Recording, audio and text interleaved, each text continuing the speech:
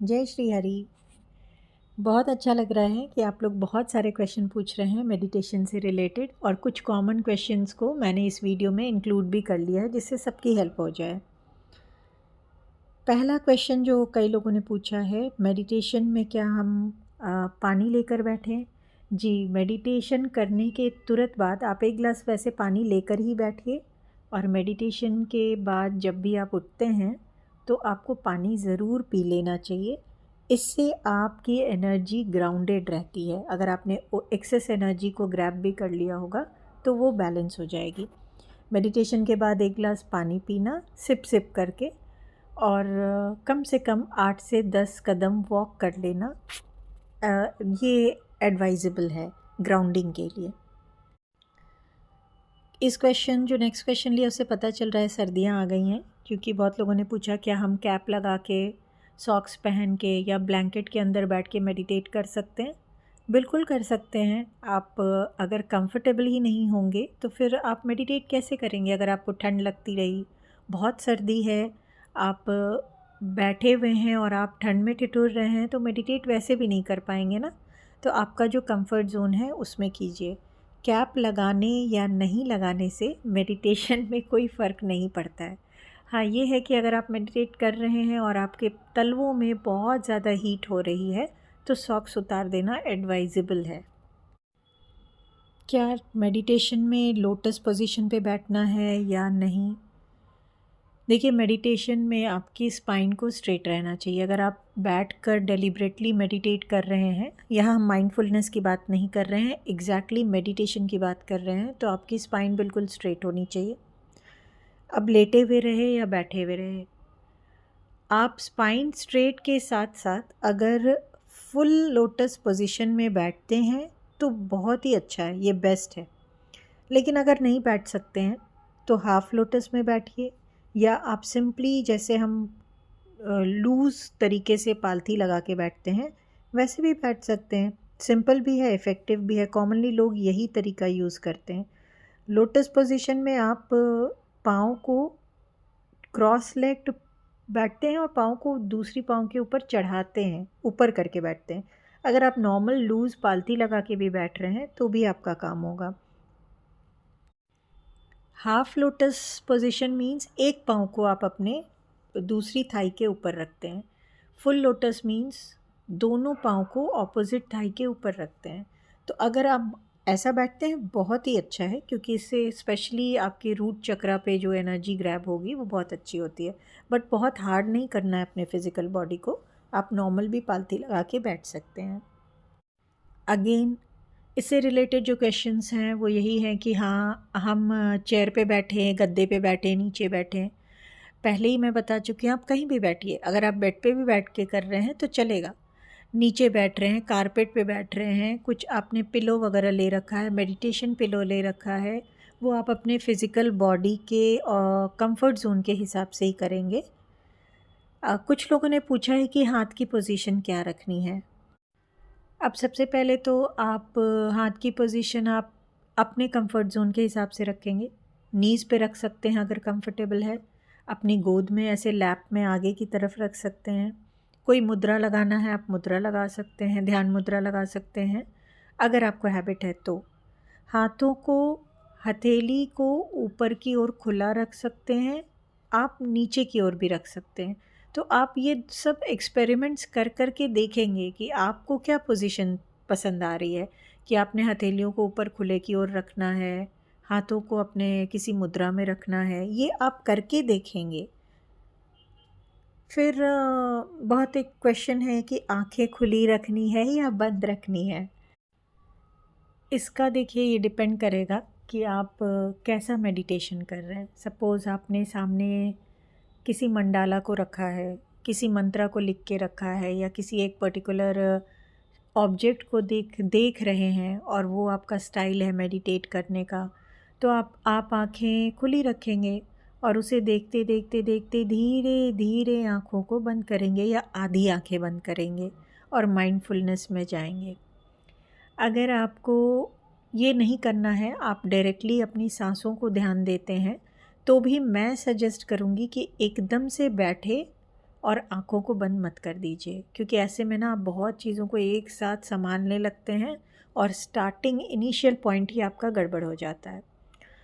मैं जो personally practice करती हूँ, पहले जब करती थी, तो जब मैंने मेडिटेशन सीखा था, तो मेरे गुरुजी ने मुझे सिखाया कि तुम जहाँ अगर खुले में बैठी हो तो आसमान को, और रूम में बैठी हो तो सीलिंग को देखना शुरू कर दो। देखते देखते देखते उसमें ही पूरा ध्यान देके धीरे धीरे धीरे आधी आंखें बंद करते हुए अपने ध्यान को अपनी सांसों पे लाते हुए, सांसों से पूरी आंखें बंद करते हुए सांसों को अंदर की तरफ ध्यान कर लो। तो आप ये प्रोसेस अपना सकते हैं। ये बहुत इजी हो जाता है आपको फोकस करने के लिए, क्योंकि अचानक से जब हम बैठते हैं, बहुत सारे काम रहते हैं और बहुत सारे थॉट्स चलते रहते हैं, उनको लेकर आंखें बंद कर देते हैं, तो वो थॉट्स हमारे अंदर रहते हैं। हमारा खुद को स्टेबल करना हमारे लिए चैलेंजिंग हो जाता है। जब आप बैठे हैं और अभी आप मेरी बात सुनते सुनते भी अगर आप सीलिंग को देखना शुरू कर देंगे, तो थोड़ी देर में आप देखेंगे कि आप उसी सीलिंग पर आपका फोकस बहुत है। आप बिल्कुल उसमें उसी में जा रहे हो, लाइक थोड़ा थोड़ा माइंडफुलनेस की तरफ जा रहे हो। ऐसे ही अगर आप स्काई को देखने लगेंगे, देखते देखते, वो तो सबसे अच्छा है कि आसमान को देखते रहिए और देखते देखते फिर आंखें बंद कीजिए, ध्यान आपका जल्दी लगेगा। ये चीज़ें जो मैं आपको बता रही हूँ, ये हैंड टू हैंड आप प्रैक्टिस कर सकते हैं। क्या मेडिटेशन का नेक्स्ट क्वेश्चन है कि कोई पर्टिकुलर टाइम होता है, या क्या ऐसा है कि किसी पर्टिकुलर टाइम पे ही मेडिटेशन करना सबसे अच्छा होता है? नहीं, आप किस टाइम मेडिटेशन करेंगे ये आप पर ही डिपेंड करता है। लाइक आपको you have to find out कि आप मॉर्निंग मेडिटेटर हैं, आप आफ्टरनून मेडिटेटर हैं, या आप लेट इवनिंग मेडिटेटर हैं। जिस तरह से कुछ लोग होते हैं ना, कुछ बच्चे होते हैं, आपके अगर 2-3 बच्चे हैं, 3 तो नहीं होंगे 2 ही बच्चे होंगे, चलिए आपके अगर 5-6 बच्चे हैं तो उसमें से आप देखेंगे एक बच्चा अर्ली मॉर्निंग उठकर पढ़ना कंफर्टेबल फील करता होगा। किसी बच्चे को आप देखेंगे कि वो स्कूल से आकर ज़्यादा पढ़ना, उसकी प्रोडक्टिविटी उस टाइम ज़्यादा रहती है, और किसी की लेट इवनिंग पढ़ना। ऐसे ही आपके खुद के काम करने की भी अपनी एक कैपेसिटी होगी, तो वैसे ही आपके मेडिटेशन की भी अपनी एक कैपेसिटी होगी। आपको फाइंड आउट करना है कि आप सुबह उठकर ज़्यादा शांति से मेडिटेट कर सकते हैं, ज़्यादा फ्रेश रहते हैं, या फिर सुबह उठते ही अब आपका डे टू डे रूटीन क्या है, उस पे भी डिपेंड करता है कि सुबह उठते ही क्या आपके ऊपर बहुत लंबी सी रिस्पॉन्सिबिलिटीज़ होती हैं कि बच्चों को भी स्कूल भेजना है, ऑफ़िस भी जाना है, ऑफ़िस भी जल्दी है, मीन्स एक्सेट्रा एक्सेट्रा। तो आप बहुत माइंडफुली वहाँ पे नहीं बैठ पाएंगे। हालांकि सुबह की एनर्जी अच्छी होती है, बट फिर भी आप उस टाइम मेडिटेट नहीं कीजिए। अगर आप रात को रिलैक्स्ड होकर जल्दी सोते हैं, तो मेडिटेशन करना आपके लिए फिर रात को बेस्ट है। ऐसे ही कुछ लोग ऐसे होते हैं जिनको दोपहर में बहुत प्यारी नींद आती है, जो सारे काम निपटा कर दोपहर में ज़्यादा मेंटली फ्री रहते हैं। तो वैसे में आप आफ्टरनून में मेडिटेट करें, लेकिन हाँ ये ध्यान रखें कि मेडिटेशन के वक्त बहुत हैवी, अगर आपने तुरंत हैवी लंच किया है और फिर मेडिटेट करते हैं, तो वो मेडिटेशन नींद में कन्वर्ट हो जाता है, माइंडफुलनेस नहीं है। नींद इज़ नॉट माइंडफुलनेस। वो आप फिर वो रिज़ल्ट नहीं ले पाएंगे जो एक्चुअली मेडिटेशन से मिलना है। तो इन चीज़ों को ध्यान करके तभी मैंने कहा कि मेडिटेशन आपका आपके स्टाइल से होगा, आपकी डे रूटीन आपके नेचर के हिसाब से होगा। एक प्यारा सा क्वेश्चन ये है कि क्या हीलिंग और मेडिटेशन एक ही चीज़ है? क्या साउंड हीलिंग, चक्रा हीलिंग ये सब मेडिटेशन ही है? देखिए, हील करने का मतलब होता है ठीक करना, और मेडिटेशन का मतलब है माइंडफुलनेस में जाना। तो ठीक करना इज़ अ डिफरेंट थिंग। ऐसे ही कुछ लोगों ने पूछा कि योग निद्रा क्या मेडिटेशन है? योग निद्रा एक प्रक्रिया है। मैंने शुरू में भी बोला कि प्रोसेस है। अब आप चाहे योग निद्रा करें, कोई प्रोसेस कर रहे हैं, आप चाहे हीलिंग कर रहे हैं या फिर मेडिटेशन कर रहे हैं, हर हालत में बेनिफिट तो आपको होना ही है, क्योंकि आप फोकस्ड हैं अपने प्रॉब्लम सॉल्विंग पे, और हर हालत में आपके चक्रास एनर्जाइज्ड बैलेंस्ड हो रहे हैं और आपकी एनर्जी कहीं ना कहीं से बेनिफिट ले ही रही है। तो बेनिफिशियल सब है, प्रॉब्लम सॉल्विंग सब कर देंगे, तरीका सबका अलग अलग है। बट ये कहना ठीक नहीं है कि हीलिंग ही मेडिटेशन है, नहीं, ऐसा नहीं है। और योग निद्रा एक तरह का की प्रक्रिया है पूरे शरीर को सोने के पहले या कभी भी शांत करने की, अपने शरीर के अंदर कंसंट्रेट करने की और शांत करने की। तो ये तीनों चीज़ें अलग अलग हैं। जैसे साउंड हीलिंग अगर आप कर रहे हैं तो एक पर्टिकुलर साउंड से, एक फ्रीक्वेंसी के से कनेक्ट हो रहे हैं, उस साउंड की फ्रीक्वेंसी से आप एक फ्रीक्वेंसी से कनेक्ट हो रहे हैं और फिर अपने रिजल्ट्स को अचीव कर रहे हैं। सो प्रोसेस अलग हो गया। एक और प्यारा सा क्वेश्चन है कि मेडिटेशन जब करते हैं तो उसकी सीरीज़ क्या रहती है। सीरीज़ इन द सेंस कि कैसे समझे कि हम मेडिटेशन में ग्रोथ कर रहे हैं या सही से कर रहे हैं। देखिए, इसके लिए तो बेस्ट है कि आप लेयर्स ऑफ मेडिटेशन को समझें। मेडिटेशन के कुछ लेयर्स होते हैं। लाइक फर्स्ट लेयर को बोलिए आप, ये फ़िज़िकल लेयर है। फ़िज़िकल लेयर मीन्स कि जब आप मेडिटेशन को स्टार्ट करते हैं तो आप अपने फ़िज़िकल बॉडी को फ़ील करते हैं। आपकी सारी कॉन्शियसनेस जो है फ़िज़िकल बॉडी तक रहती है। वहाँ से आप थोड़ा सा कहते हैं कि एक स्टेप फॉरवर्ड होते हैं तो सेकंड लेयर में जाते हैं जो आपकी इमोशनल लेयर होती है।